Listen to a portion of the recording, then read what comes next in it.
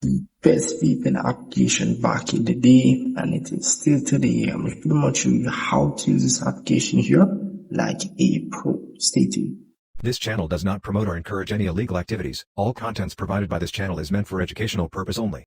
This is pretty much the home screen of the VPN application. Very, very simple layout. And if you tap on the three lines at the top here, it will pretty much carry you to this option here where you can go and select your VPN protocols. But if you don't have any subscription, you will be able to use one protocol.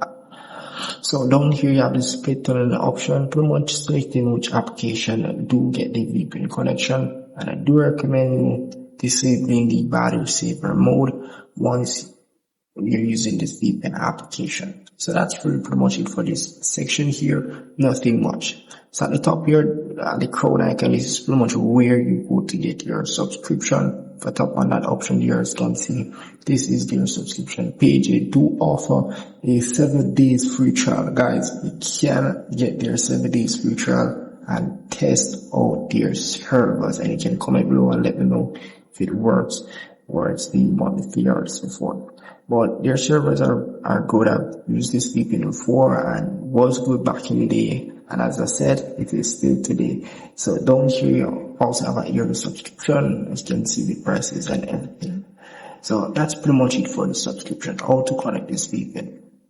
And you may see a discount like this. Again, if you're getting the subscription, I do recommend it to get the offer that you see here. It is pretty much a good price.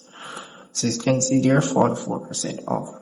But anyways, only you connect this VPN. All you do is tap on the virtual location option down here, and you will pretty much see all the free servers for you to use. So you can pretty much select any one of these free servers and you're good to go. But if you do get the subscription, you can go in the faster server option and use any one of these servers. As well, these servers are optimized for Netflix. Some of them are optimized for Hulu and other streaming websites.